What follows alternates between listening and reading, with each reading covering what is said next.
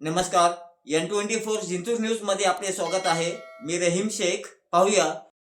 आज 3 February Warud circle Pungla येथे पंचायत समिती गणाचे उमेदवार भगवान उर्फ श्रीरंग जगताप यांच्या प्रचारासाठी भाजपचे नगराध्यक्ष प्रतापराव देशमुख व वरुड सर्कलचे गोविंद थिटे इत्यादी सहकारी कार्यकर्ते यांनी प्रचार करून जनतेला काय आव्हान केले ते आपण पाहूया. तसेच उमेदवार भगवान श्रीरंग जगताप यांची खास मुलाखत आपण पाहूया. आजचा आपल्या जो परिषद पंचायत समितीच्या निवडणूक दरम्यान ही जी छोटीखानी सभा या ठिकाणी आयोजित केली आणि या सभेला उपस्थित असलेले गावातील सर्व प्रतिष्ठित नागरिक, माझ्यासोबत आलेले सर्व सन्माननीय उमेदवार. पक्ष फक्त काम करणारा तिकीट देतो. माझा पक्ष फक्त काम करणारा तिकीट देतो, कारण त्यांचं सरकार आहे. सरकाराच्या माध्यमातून छोट्या मोठ्या ज्या योजना आहेत, छोट्या मोठ्या लोकांपर्यंत, कार्यकर्त्यापर्यंत, तळागाळापर्यंत पोहोचल्या पाहिजे म्हणून तो काम करणारा संधी देतो. आणि आज जे आपले उमेदवार आहेत आपल्या सगळ्या परिचयाचे आहेत, आदरणीय गोविंदरावजी थिटे आणि आमचे बंधू भगवानरावजी देशमुख, त्यांचं काम तुम्ही पाहिलं. आणि अशा काम करणाऱ्याच्या माग सर्वसामान्य जनतेने राहावं म्हणून भाजप तिकीट देते. असताना काही गावातल्या समस्या, आता भगवानराव मागच्या वेळेस मी स्वतः त्यांच्या प्रचाराला होतो. तुमच्या MSCB काम असतील, स्वतः मी तिथं बसून स्वतः मी तुमच्या गावात मी तुम्हाला शब्द देतो, कारण यावेळेस तुम्हाला काम होते आणि काम करणारा माणूस आहे. आणि माझी आणि गोविंदरावची सारखीच करते, पण इथं उमेदवार भेटायला गेलं म्हणून इथल्या समोरच्या नेत्यांनी इथं ते उमेदवार टाकले, कारण त्याला माणूस भेटायला गेला. म्हणून आता आपल्या कट्या आपण सांगितलं मागच्या 15 वर्षाखाली त्यांचे बंधू आपण निवडून देतो. मी स्वतः पण आहे ही संधी दौडून. आता काही प्रश्न आहेत, काही समज बाकीच्या गावात काय 25 वर्षापासून मी जिंतूर शहरात काम करतो, काम केलं एवढं सोपं नाही. आता ते गावातले ते करत जाते आपलेच आहे. महाराष्ट्राची कुलस्वामिनी परभणी जिल्ह्याचा पालकत्व आपल्या दिदीकडे. महाराष्ट्रामध्ये सत्ता भारतीय जनता पार्टीची, केंद्रात सत्ता भारतीय जनता पार्टीची.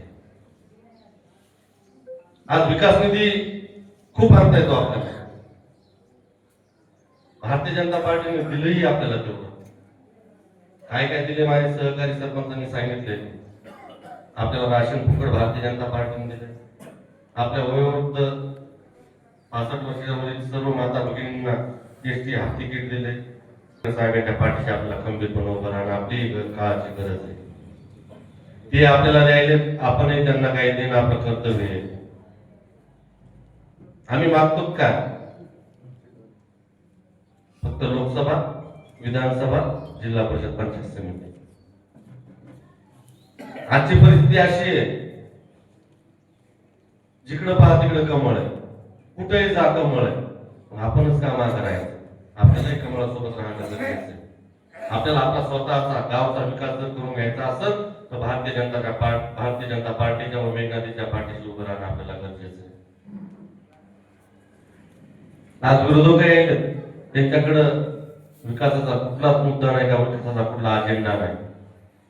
ते मागं काय केले, पुढं काय करणार हे पण सांगू शकत नाही, कारण त्यांना माहित आहे. आज ते फक्त एवढंच बोलायले, आमच्या हातात काय नाही.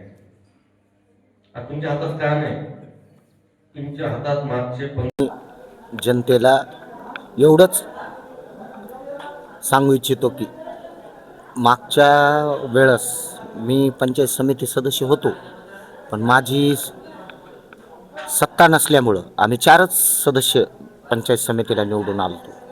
आणि त्याच्यामुळं पंचायत समितीचा शिरसा किंवा सर्वसामान्य माणसाच्या कामासाठी सत्ता नसल्यामुळं बऱ्याचशा अडचणी आल्या.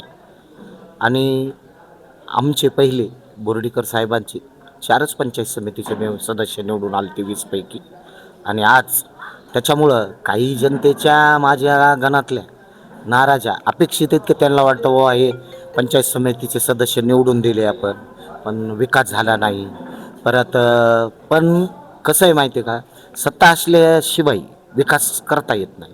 कारण सत्ता नसल्यामुळं आम्ही किती बी हाऊसमध्ये किंवा आमच्या सभागृहामध्ये आमचा पाठपुरावा केला, तर आमच्या विरोधातली जी सत्ता पंचायत समितीची होती ते आमचे कामं आम्ही पत्र दिले किंवा सूचित केले तरी पण त्याचं मनावर धरीतच नव्हते आणि कामं बी करीत नव्हते. पण आज अशी परिस्थिती आहे, योगायोगानं बोर्डीकर साहेबांनी, मेघना दिदींनी माझ्यावर जे विश्वास टाकला आणि त्याचं आज केंद्रामध्ये भाजपाचं सरकार आहे, महाराष्ट्रामध्ये भाजपाचं सरकार आहे, आपले आमदार दिदी आहेत, पालकमंत्री आहेत आणि या माध्यमातनं आज माझं सौभाग्य समजतो मी की परत एकदा मला दिदींनी, साहेबांनी पंचायत समितीला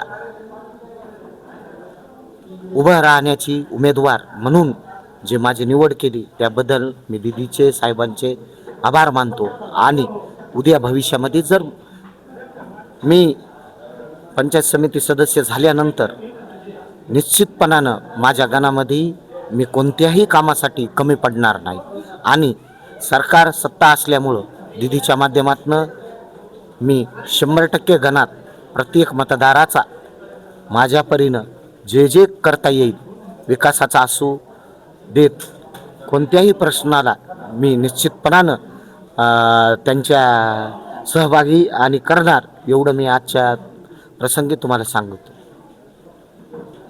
एवढंच मी माझ्या गणातील मतदारांना सांगू इच्छितो की मला भारतीय जनता पार्टीचा उमेदवार आणि भरघोस मतानं जिल्हा परिषदेचे उमेदवार सौ संगीताताई राजेंद्र भाऊ थिटे यांना व माझ्या पुंगळा गणातील मला माझ्या गणातल्या पूर्ण मतदारांनी भरघोस मतानं निवडून द्यावं आणि मी सदस्य झाल्यानंतर माझ्या मतदारसंघात मी कुठंच कमी पडणार नाही.